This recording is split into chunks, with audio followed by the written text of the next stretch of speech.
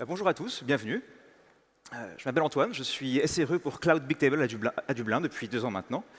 Alors, Bigtable, vous connaissez, c'est ce projet de base de données massive qu'on utilise en interne à Google, qui est utilisé pour stocker tout ce qui est nécessaire pour Search, pour Map, pour Gmail, etc.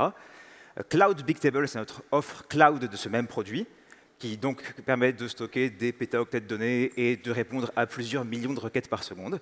Alors, qu'est-ce que ça veut dire qu'être SRE pour un projet comme Cloud Bigtable? Qu'est-ce que c'est exactement que ce métier de SRE? C'est à ça que je vais essayer de répondre aujourd'hui. Le but de cette présentation, c'est de vous présenter ce métier de SRE, qui on est, qu'est-ce qu'on fait, pourquoi on existe, et qu'est-ce qu'on peut vous apporter. Alors, pour commencer, c'est surtout que là, il vient marcher. Pour commencer, un peu d'histoire. En 2003-2004, Google était encore une compagnie assez classique, dans laquelle les environnements de dev et de prod étaient assez séparés. En termes de dev, les devs donc, faisaient le design et l'implémentation d'un projet, et les équipes de prod s'occupaient de la mise en prod, du monitoring, de la gestion des mises à jour, etc., et des machines. Et l'idée, c'est que cette partie prod, c'était des métiers assez classiques, donc administrateur système, ingénieur réseau, la façon classique dont les entreprises fonctionnent. Ce format-là a beaucoup d'avantages. L'un des premiers, c'est que c'est un format très classique et bien connu. Donc il y a beaucoup de documentation sur comment opérer de manière correcte. Il y a beaucoup d'outils open source qui visent à répondre à ces problématiques-là. Et même pour nous, en termes d'embauche, c'est assez facile, puisqu'il y a beaucoup de gens qui ont ce profil-là. Il y avait juste un inconvénient majeur à cette approche de la production. C'était un problème d'échelle et de croissance.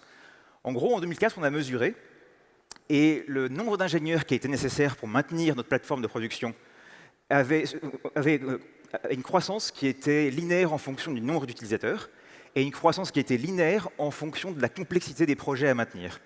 Le problème, c'est que du coup, dans le temps, on avait une croissance qui était supralinéaire. Et en 2004, on a fait le calcul. Si on continuait à opérer notre production de la même manière, il aurait fallu, en 2014, 1 million d'ingénieurs pour maintenir la plateforme, ce qui n'était juste pas réaliste. Du coup, il fallait trouver une nouvelle approche de gérer la production qui puisse gérer l'échelle de Google. Sauf que depuis, la croissance a été légèrement supérieure à ce qui avait été anticipé, puisque depuis, il y a eu Google Cloud. Cette nouvelle approche qui a été choisie, ça a été de traiter la production comme étant un problème logiciel. Il faut absolument tout automatiser. Plus on automatise, moins on a besoin d'avoir des ingénieurs qui gèrent tout manuellement. Cette approche, le grand changement, ça a été de traiter, encore une fois, la production comme un problème de développement, et donc non plus d'embaucher des gens qui soient administrateurs système ou ingénieurs réseau, mais des gens qui soient en premier lieu ingénieurs logiciels, pour faire le développement de tous ces outils nécessaires à l'automatisation, mais qui en même temps aient cette double compétence, cette capacité à comprendre et à résoudre les problèmes opérationnels. Et donc ces gens, au profil un peu hybride, à la fois développeurs, mais avec des compétences d'administration système, eh bien c'est nous, les SRE. SRE, donc, c'est pour Site Reliability Engineer. La traduction usuelle en français, c'est ingénieur de fiabilité des sites. L'idée, c'est que nous nous occupons de la deuxième partie de la vie d'un projet. Beaucoup de gens font l'erreur de croire qu'un projet, une fois qu'il a été designé et qu'il a été implémenté, il est fini. Et ce n'est juste pas vrai. Une fois qu'il est implémenté, qu'il est prêt, c'est là que sa deuxième vie commence. Et la deuxième vie, c'est toute la partie où il faut le déployer, il faut le maintenir, il faut le mettre à jour, il faut le réparer s'il y a des problèmes. Et toute cette partie-là, en fait, on s'est rendu compte dans Google que ça représente entre 40 et 90% du travail sur un projet.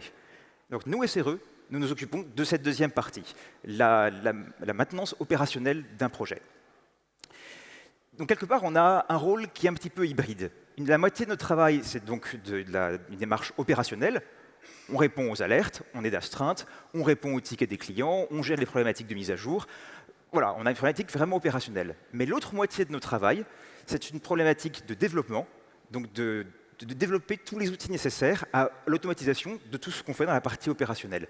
On est dans cette situation un petit peu ambiguë, où la moitié de notre travail vise à rendre l'autre moitié complètement obsolète. Alors, ce que j'ai dit là sur cette idée d'avoir une approche de la production qui se focalise sur du développement, ce n'est pas unique à Google. Vous avez entendu parler de DevOps.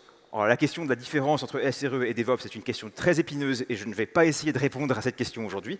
Mais pour faire extrêmement simple, on a coutume de dire que DevOps est un ensemble de principes assez abstraits et que SRE est une implémentation possible, une version possible, une façon de faire du DevOps. Donc, voilà, SRE, nous sommes ces ingénieurs un peu hybrides qui à la fois maintiennent la plateforme et développent les outils nécessaires pour ne plus avoir à la maintenir. La mesure de notre travail, c'est la fiabilité, encore une fois, c'est dans le titre de notre boulot. Alors, fiabilité est un concept qui est assez flou, il y a plusieurs éléments qui en découlent. La disponibilité, est-ce que notre service est juste disponible? Est-ce qu'il répond de manière rapide? Est-ce qu'il est performant? Est-ce qu'il est résistant au changement? Au-delà de ça, la fiabilité, ça veut dire qu'on est également inclus pour des questions de conseil, entre guillemets, dans la boîte. À savoir que tout projet qui va être mis en production doit d'abord être approuvé par les SRE qui vont s'occuper de sa maintenance. Donc c'est notre expertise qui est reconnue pour tout projet qui va être mis en prod. Et de la même manière, nous sommes impliqués dans toutes les décisions d'approvisionnement. À savoir la question de combien de serveurs est-ce qu'on veut pour ce produit-là, dans combien de clusters est-ce qu'on veut gérer la réplication, quelle marge opérationnelle est-ce qu'on se réserve. Toutes ces questions-là, qui vont avoir un impact concret sur le matériel qui va être nécessaire, c'est nous qui prenons ces décisions-là, puisque c'est nous, au final, qui sommes responsables de la fiabilité du produit. En gros, la fiabilité, c'est notre but, mais notre mode opérationnel, c'est la gestion du risque. Alors, il y a deux grandes citations qui résument un peu cette approche. La première, bon, les deux sont là, mais la première, c'est toujours espérer que tout se passe bien, toujours être prêt pour le pire. Et la deuxième, c'est l'espoir n'est pas une stratégie valable. Donc voilà, c'est ça que nous sommes SRE. Alors j'ai parlé beaucoup de fiabilité, je vais essayer de définir de manière un peu plus concrète ce que ça veut dire, comment on la mesure, quelles mesures objectives on a. Mais avant ça, il y a deux grands principes qui régissent notre activité. Le premier, c'est que la fiabilité, c'est la plus importante des features, la plus importante des fonctionnalités d'un produit. Si vous avez une application parfaite, qui répond exactement aux besoins de vos clients, mais qu'elle n'est pas fiable, personne ne va l'utiliser parce que personne ne lui fera confiance. La fiabilité est une condition sine qua non de la réussite d'une application. Donc c'est notre plus important principe, la fiabilité avant tout. Et le deuxième principe est également important. La fiabilité, ce n'est pas nous qui la mesurons. La fiabilité qui compte, c'est celle que nos utilisateurs voient. Si un client de notre plateforme cloud vient nous voir en disant « mais votre latence est bien supérieure à celle que vous promettez » et que nous, on regarde et qu'on dit « ah bah non, nous, ce qu'on mesure, c'est bon », c'est pas acceptable. La seule fiabilité qui compte, c'est celle que nos clients voient. Donc j'ai beaucoup parlé de fiabilité, je vais essayer de donner quelques outils qu'on a pour avoir une approche plus objective, plus concrète de la fiabilité. Les premiers outils qu'on a, c'est cette notion de SLI, SLO, SLA. Alors, je n'ai absolument aucune idée de quels sont les termes français pour ces termes-là. Je ne sais même pas s'il existe un terme français pour ces termes-là. Donc, je vais utiliser les termes anglais. SLI, ce sont les indicateurs, Service Level Indicator. L'idée, c'est qu'on va choisir quelques métriques clés qui nous permettent de voir, de mesurer la façon dont notre produit fonctionne, tel que nos utilisateurs l'expérience. L'expérience. Si je prends un exemple au hasard, je prends une plateforme qui permet à nos utilisateurs de regarder des vidéos de chats, comme YouTube par exemple, eh bien, quelques mesures clés qui permettent de voir à quel point notre plateforme est fiable, ça va être la disponibilité, combien de minutes par mois est-ce que notre produit est accessible, ça va être la latence, combien de temps est-ce qu'on met à répondre à une requête de nos utilisateurs, ça va être la bande passante, à combien d'utilisateurs est-ce qu'on peut envoyer une vidéo en parallèle. Ces mesures-là vont nous permettre de voir à quel point notre produit est fiable. Évidemment, ce n'est pas la seule chose qu'on va monitorer, mais ce sont les métriques qu'on va choisir comme étant les plus représentatives de notre fiabilité. Sur la base de ces indicateurs, on peut définir nos objectifs. À quoi est-ce que notre produit s'engage? Qu'est-ce que notre produit va fournir en termes de fiabilité? Ça peut être, par exemple, sur la disponibilité, nous nous engageons à avoir un produit qui sera accessible 99,95% du temps. Sur des questions de latence, on peut avoir des objectifs graduels, comme, exemple au hasard, 90% de nos requêtes prendront moins de 100 millisecondes, 99,9% de nos requêtes prendront moins de 300 millisecondes, quelque chose comme ça. Nos objectifs sont donc un engagement fort pris auprès de nos utilisateurs pour dire « voilà ce que notre service va fournir ». Mais qu'est-ce qui se passe si notre service ne remplit pas son objectif? C'est là qu'on a besoin du troisième niveau, les SLA, les agreements. Alors là, on est moins dans le domaine de l'ingénierie, on est plus dans le domaine financier ou légal même. Les SLA répondent à la question « que se passe-t-il si le service ne remplit pas ses objectifs ?» Alors tous les services n'ont pas de SLA. Par exemple, Google Search n'en a pas. Si vous essayez de faire une recherche et que la recherche ne marche pas, on ne vous rembourse pas. Par contre, c'est un impact direct pour nous, donc on n'a pas besoin de SLA à ce niveau-là. Pour un projet interne, des questions monétaires qui n'ont pas de sens, mais un SLA pourrait être, si une équipe ne réussit pas à remplir ses SLO, ne réussit pas à délivrer un produit qui remplit ses objectifs, le SLA peut être une décision managériale de on réoriente l'équipe pour mettre plus de tests, un meilleur pipeline, ce genre de choses. Et évidemment, pour nos clients externes, un SLA peut prendre la forme d'un remboursement financier pour les gens qui investissent dans notre plateforme si la plateforme ne délivre pas les performances qu'on a promis. Des trois, le plus important, c'est le SLO, dans le sens où c'est ce qui définit très clairement l'objectif qu'on se garantit, qu'on promet qu'on va fournir. C'est essentiel d'avoir un SLO parce que si un service n'a pas de SLO, en fait, il en a un, mais il a un SLO implicite. À savoir que beaucoup d'utilisateurs considèrent que la performance passée, c'est celle que le service s'engage à fournir, dans l'absence d'un contrat explicite. Si je définis mon propre service, et qu'au début, j'ai très peu de fonctionnalités, j'ai très peu d'utilisateurs, et que toutes mes requêtes prennent moins de 50 millisecondes, parfait. Si mon objectif interne, mais non public, c'est de dire moi, je m'arrange juste pour que toutes mes requêtes prennent moins d'une seconde, je travaillerai pour maintenir cet objectif-là, mais que je ne l'ai pas communiqué clairement à mes utilisateurs. Quand mon service commence à grandir, que j'ai plus de fonctionnalités, que j'ai plus d'utilisateurs, et que du coup, mon service commence à ralentir, et que je commence à répondre aux requêtes en 100, 200, 300 millisecondes, moi, je suis toujours cohérent avec ce que j'avais choisi. J'avais choisi de dire moins d'une seconde. Mais comme je ne l'ai pas clairement communiqué à mes utilisateurs, eux commencent à voir un ralentissement. Et le problème, c'est que certains d'entre eux ont peut-être commencé à dépendre du fait qu'au début, je répondais en moins de 50 millisecondes. Avoir un engagement clair, avoir des objectifs clairs, permettent d'éviter ce genre de problème où les utilisateurs dépendent de quelque chose qu'on n'est pas en mesure de fournir sur le long terme. Alors, comme toujours, plus l'objectif est clair, plus les SLO sont bien formulés, plus ils sont concis, meilleurs ils sont. Parce encore une fois, des SLO trop confus font que les utilisateurs risquent d'avoir des attentes qui ne sont pas réalistes. Je disais que les SLO, c'est les plus importants. Quand j'ai présenté, j'ai commencé par les SLI parce que c'est ceux qui viennent en premier dans l'ordre hiérarchique. Mais ce serait une erreur de croire qu'on définit, on exprime nos SLO en fonction de nos SLI, mais ce serait une erreur de croire qu'on définit nos SLO en fonction de SLI. C'est l'inverse.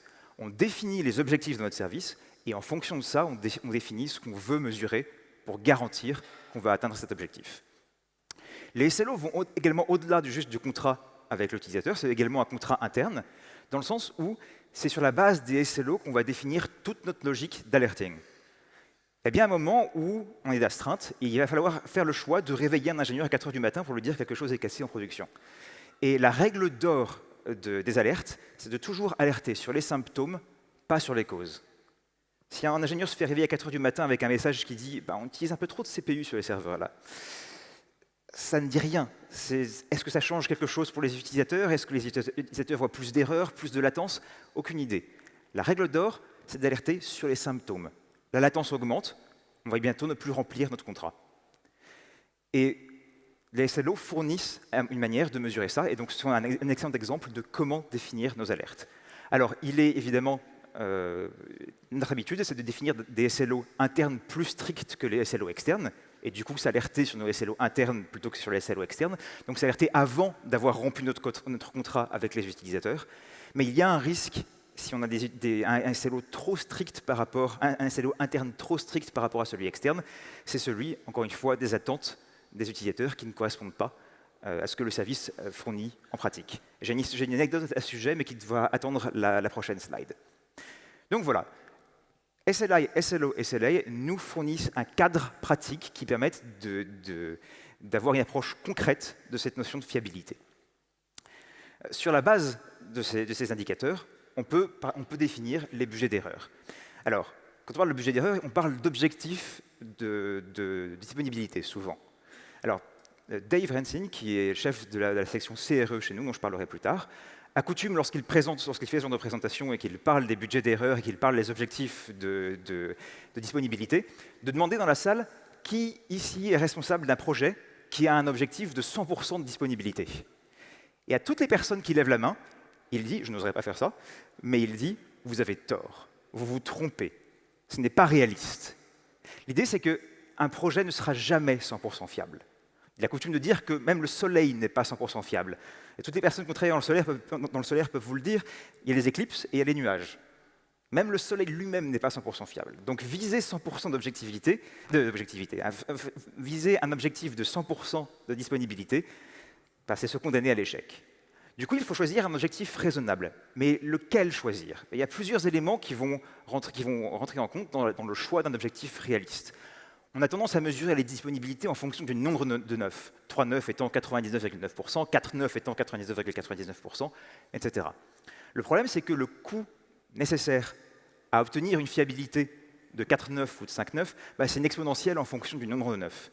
Savoir que, si on veut être encore plus fiable qu'on ne l'était par le passé, il faut plus de machines pour gérer la redondance, il faut payer les ingénieurs qui vont du coup avoir des astreintes avec un temps de réaction beaucoup plus faible, il faut tout le temps de développement d'outils de fallback qui permettent de ne pas nécessiter une intervention humaine pour gérer les erreurs. Il y a un coût matériel certain à avoir une fiabilité plus élevée. Et alors, il y a deux considérations majeures qui sont importantes à prendre en compte. C'est aussi la question de, en plus du coût, qu'est-ce qui est important pour nos utilisateurs? Parce que si nos utilisateurs sont sur un réseau téléphonique, par exemple, qui a une fiabilité qui atteint à peine les 3 nœuds, ça ne sert à rien de payer ce coût absolument énorme pour arriver à 5 nœuds de fiabilité si le réseau sur lequel ils sont ne leur permettra pas de dépasser les 3 nœuds. Donc ça fait partie de ces choses qui rentrent en compte dans le choix. L'autre chose, le coût le plus important en termes de fiabilité, c'est le coût d'opportunité. Si vous faites un produit parfait, qui répond exactement aux besoins de vos utilisateurs, et que vous passez des années à le peaufiner pour qu'il soit fiable à 5.9, mais qu'il sort 3 ans après les produits de vos compétiteurs, le produit en question n'est pas très utile. Le coût d'opportunité, c'est un coût en temps. Et le temps, c'est quelque chose qu'on ne pourra jamais rattraper. Après, cette question de la vélocité, où est-ce qu'on place le curseur entre prendre des risques pour aller vite et être très prudent et être fiable, c'est une question que tout le monde connaît. On a tous travaillé dans des boîtes où il y avait les équipes de développement qui avaient un projet, qui voulaient absolument pousser ce projet en production pour pouvoir livrer leurs nouvelles fonctionnalités, avec en face les équipes de production inquiètes quant à la fiabilité, qui au contraire, elles disaient non, on prend notre temps, on fait plus de tests, on veut un projet plus fiable. Mettre ce curseur entre vélocité et prudence, c'est un problème très classique. Et c'est là que les budgets d'erreur rentrent en action. Qu'est-ce que c'est que le budget d'erreur? C'est simplement, si notre produit s'engage à dire on va être disponible 99,9% du temps, ça veut dire qu'il y a 43 minutes par mois dans lesquelles notre produit ne peut ne pas être disponible sans qu'on ait pas rempli notre contrat. Toutes nos équipes, tous nos projets mesurent ce budget d'erreur, à savoir combien de cette marge d'erreur qu'on peut se permettre on a utilisé. Et cet indicateur est extrêmement utile pour plusieurs choses, dont, par exemple, choisir ce curseur entre vélocité et prudence. En un sens, ce budget d'erreur, c'est un moyen de quantifier le risque, ce qui est absolument essentiel. Une façon dont beaucoup d'équipes l'utilisent, c'est de décider, si l'équipe, chaque mois, n'utilise absolument pas son budget d'erreur, c'est peut-être une équipe qui ne prend pas assez de risques. C'est peut-être une équipe qui pourrait se permettre de livrer des projets plus vite, d'apporter des fonctionnalités plus vite sur le marché. À l'inverse, une équipe qui, chaque mois, utilise l'intégralité de son budget d'erreur et qui, chaque mois, est à la limite de ne pas remplir son contrat, c'est peut-être une équipe qui devrait ralentir un peu, prendre le temps de mieux tester et fournir un projet plus fiable. Donc encore une fois, ces budgets d'erreur permettent de quantifier le risque et c'est absolument essentiel. Alors, cette idée de les utiliser pour pouvoir gérer la vélocité, ce n'est pas la seule manière d'utiliser les budgets d'erreur. Je parlais sur la slide précédente d'une anecdote qui illustre à la fois le problème lorsqu'on a un SLO trop strict, un SLO interne trop strict par rapport à un SLO externe, et qui illustre une autre façon d'utiliser les budgets d'erreur. Nous avons un projet en interne qui s'appelle Chubby. Si vous êtes familier avec Zookeeper d'Apache, c'est à peu près la même idée, c'est à peu près le même projet, c'est un log system distribué. La façon dont Chubby est implémenté en interne, on a une instance globale et des instances locales répliquées. Le SLO de Chubby est plutôt bon, mais son SLO interne est encore plus strict. Et comme c'est un projet qui est relativement mûr et qui n'a pas besoin de pousser beaucoup de fonctionnalités, c'est un projet qui, par le passé, s'est révélé extrêmement fiable, bien plus fiable que ce que ces SLO indiquaient. Et en conséquence, certains développeurs, en interne, ont fait l'erreur de ne pas respecter ce que la documentation disait et de dépendre directement de l'instance globale, alors que la documentation dit très clairement « vous ne devez pas en dépendre, vous devez dépendre des instances locales ». C'était un problème, puisqu'il y avait un risque, le jour où il y avait un vrai problème sur Chubby, que énormément de services soient d'un seul coup plus disponibles. La façon dont on a réglé ça, c'est d'utiliser quelque chose qu'on a en interne qui s'appelle DIRT. DIRT, c'est pour Disaster and Recovery Testing, où en gros, de manière en général annuelle, sans prévenir les équipes concernées, dans un environnement contrôlé, on va volontairement casser quelque chose en production pour voir comment les systèmes réagissent, comment les gens réagissent, est-ce que notre système est fiable et est capable de surmonter une difficulté en production. Alors évidemment, c'est toujours dans un environnement contrôlé, on peut arrêter l'expérience avant que nos utilisateurs soient impactés, mais voilà, et on fait ça en général sans prévenir les équipes concernées. Ce qu'a fait Chubby, ce qu'ont fait les SRE de Chubby une année dans le cadre de DIRT, et qu'ils font maintenant de manière régulière, c'était à la fin d'un mois ou d'un trimestre, je ne sais plus, ils ont pris l'intégralité du budget d'erreur restant, il leur restait je ne sais pas combien de minutes, 5-6 minutes de budget d'erreur, et ils ont coupé l'instance globale. Et ils ont regardé quel projet ne marchait plus. Ça leur a permis de voir immédiatement, et dans un cadre contrôlé, ils pouvaient remettre le service en marche immédiatement si on avait un risque pour nos clients, ça leur a permis de voir immédiatement quel projet avait fait cette erreur de dépendre de l'instance globale. Donc ça, c'est un autre exemple d'utilisation du budget d'erreur où on peut se permettre de faire ce genre d'expérience parce qu'on sait exactement quantifier à quel point le service est fiable ou pas. Donc voilà pour les budgets d'erreur qui sont la clé de notre métier. Alors jusqu'ici, j'ai beaucoup parlé de choses techniques, les SLI, les SLO, SLA, etc., les budgets d'erreur, mais SRE, ce n'est pas juste une approche pratique, c'est avant tout une culture. C'est une façon d'appréhender la production. Et il y a plusieurs points qu'il me paraît important de mettre en avant, que j'ai mis en avant sur cette slide. Le premier, c'est qu'on est avant tout des équipes de développement. On travaille en collaboration avec les équipes de développement. Faire du travail opérationnel doit représenter moins de 50%, enfin 50% maximum de notre temps. Alors ça ne veut pas dire que si jamais on a trop de choses à traiter en production, on va juste arrêter, plus répondre aux alertes, plus répondre aux tickets. Non, on va continuer à le faire. Par contre, si une équipe passe plus de 50% de son temps à faire du travail opérationnel, c'est un signe très fort pour le management que quelque chose ne va pas. Le projet n'est pas assez fiable, il y a un problème dans l'équipe. C'est un signe très négatif. Une équipe n'est jamais supposée passer plus de 50% de son temps à faire du travail opérationnel. Et la raison, c'est que tant qu'on fait du travail opérationnel, on est dans du projet court terme. On est juste à maintenir la plateforme dans l'état. Alors que le but du développement, c'est des projets long terme. C'est visé, encore une fois, à l'automatisation pour ne plus avoir besoin de ce travail court terme. Le deuxième point qui me paraît extrêmement important de souligner dans cette culture, c'est l'idée d'apprendre de nos erreurs. On a une culture des post-mortem, je ne sais pas si vous êtes familier avec cette pratique, mais l'idée c'est qu'après tout incident en production, on établit un post-mortem strict qui détermine qu'est-ce qui s'est passé. Quelle a été l'erreur de départ, quelle a été la chaîne de réaction des événements, quel a été l'impact pour nos utilisateurs, combien d'argent est-ce qu'on a perdu, etc. Et le point le plus important d'un post-mortem, c'est les action items. Qu'est-ce qu'on fait? Qu'est-ce qu'on décide de faire? Comment est-ce qu'on empêche ce genre d'erreur de se produire à l'avenir? Et la clé de tous ces post-mortem, et c'est un point essentiel de notre culture, c'est que nos post-mortem ne cherchent pas un coupable. On ne cherche pas à blâmer quelqu'un, on ne cherche pas à assigner la faute. Alors vous allez me dire, mais parfois il y a bien quelqu'un qui a fait une erreur. Il y a un développeur qui a introduit un bug dans le code, il y a quelqu'un qui a appelé la mauvaise ligne de commande avec le mauvais flag et a éteint 10 000 serveurs. Il y a quelqu'un qui a fait une erreur quelque part. Oui, mais notre approche, c'est de dire, si le système n'a pas les garde-fous en place pour empêcher ce genre d'erreur de se produire, c'est le système qui a un problème, pas la personne. Évidemment, c'est parce qu'on suppose, on est tous dans la même équipe, on suppose que personne n'est mal intentionné. Mais encore une fois, si une personne bien intentionnée fait une erreur, c'est un problème du système, c'est que le système n'a pas empêché cette personne de faire une erreur. Un exemple de ça, mon mentor dans mon équipe, quand je suis rentré dans la boîte il y a 2 ans, m'a raconté que dans ses 3 premiers mois chez Google, il a causé un incident majeur en production. Il a appelé la mauvaise ligne de commande, il a causé un incident majeur. Il a passé plusieurs jours à s'inquiéter de est-ce qu'il va se faire virer pour ça. Il a reçu un bonus.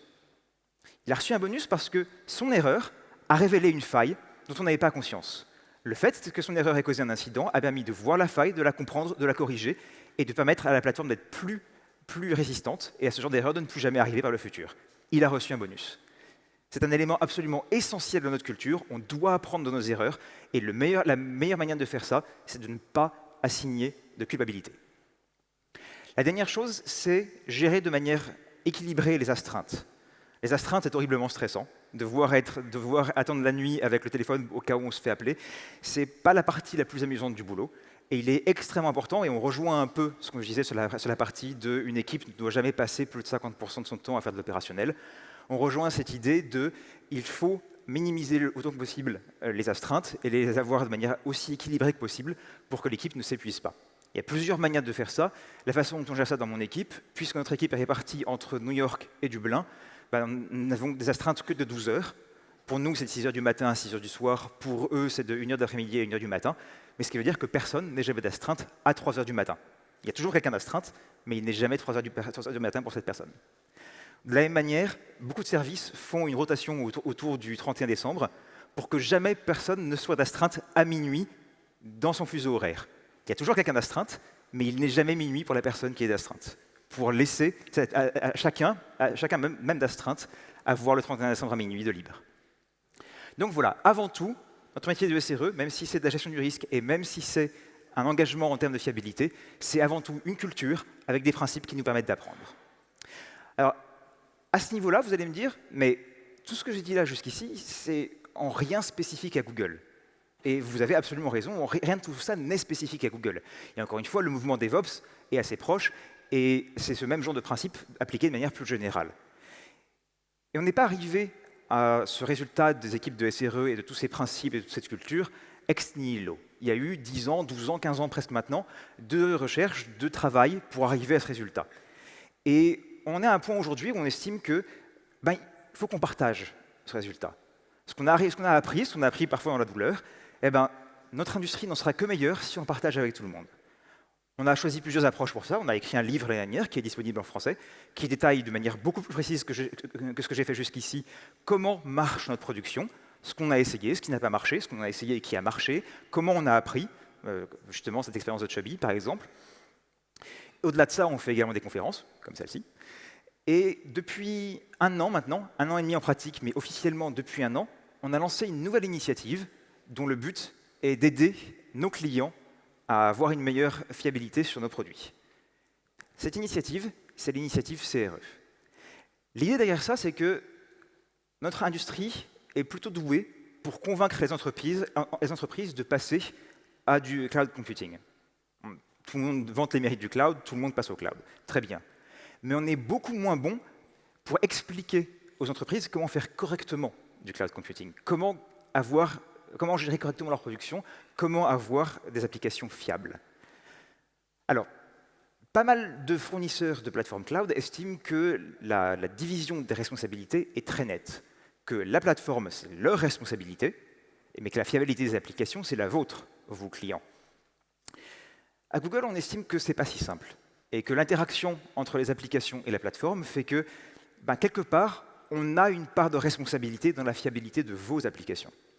Et ce qu'on a décidé, c'est de lancer cette initiative de CRE pour Customer Reliability Engineering, où une équipe de SRE va parler aux équipes de production de nos clients pour les aider à améliorer la fiabilité de leurs applications sur notre plateforme. On a coutume de dire en interne, de blaguer en interne et de dire que les CRE sont des SRE qui ont la mutation génétique très rare qui fait qu'ils aiment bien parler aux gens, des gens bizarres. Et bref, voilà. Et cette idée, c'est qu'on va accompagner nos clients pour les aider à avoir une meilleure performance et une meilleure fiabilité sur notre plateforme. Alors, il y a plusieurs étapes à ça, ça prend il y a plusieurs niveaux de partenariat. Le niveau 1, c'est juste un niveau d'analyse et de review des applications. Au tout début du lancement du projet CRE, c'était quelque chose de très monolithique, qui s'appelait l'ARR, pour Application Reliability Review. Et on l'a récemment changé pour que ce soit quelque chose de plus modulaire, qu'on peut adapter aux besoins de nos clients.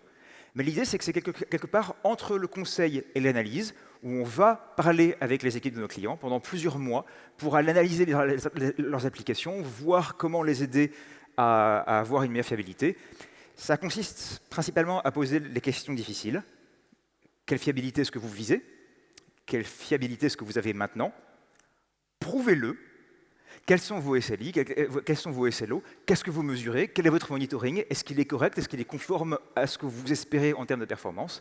Et du coup, à faire tout ce travail d'apporter notre expertise en termes de SRE aux équipes de nos clients. Évidemment, on n'est pas du tout en train de dire que vous êtes mauvais, vous ne savez pas gérer la prod, c'est pas du tout ça notre approche.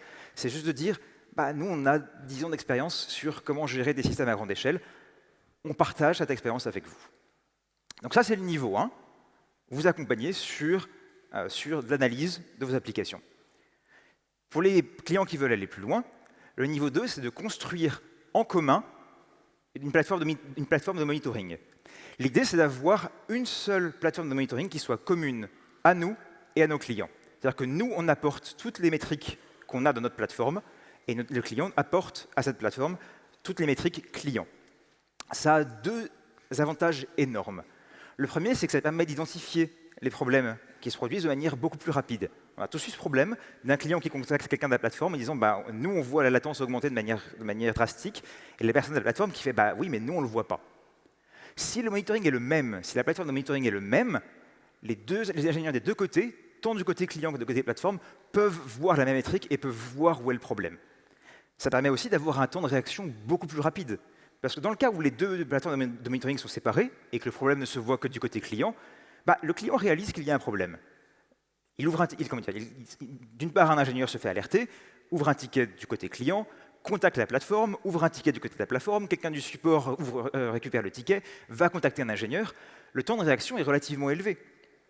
Alors que si la plateforme de monitoring est la même entre le client et la plateforme, bah, on peut prendre un raccourci et avoir quelque chose qui crée automatiquement un ticket chez nous si une métrique de votre côté prouve qu'il y a un problème.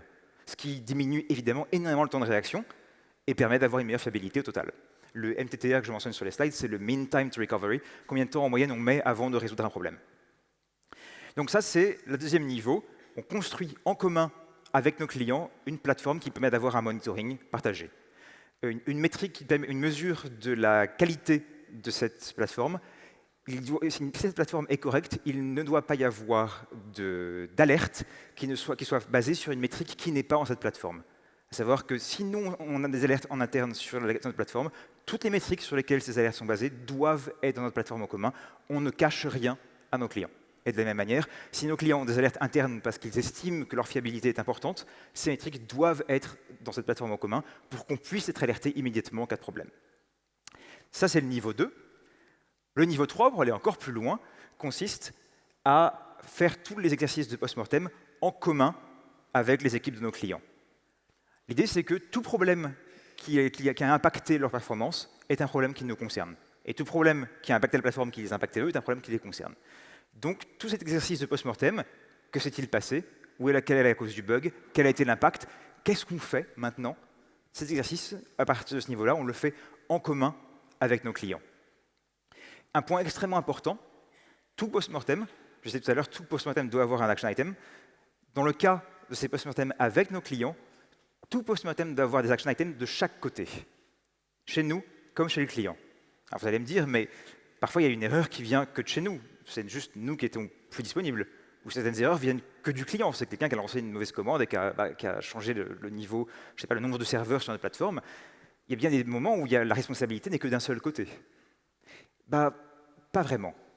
Dans le sens où, si le problème il est de notre côté, notre plateforme n'a pas été fiable, eh ben, peut-être qu'on peut aider, peut-être que on peut aider nos clients à améliorer leur application pour qu'il y ait plus de redondance et pour qu'elle soit plus fiable dans le cas où la plateforme ne répond pas. Et à l'inverse, si c'est quelqu'un de l'application qui a fait une mauvaise manip, on peut là aussi améliorer notre système pour empêcher ce genre de mauvaise manip d'arriver vers le futur. En théorie, tout post-mortem fait en commun doit résulter en des action items de chaque côté.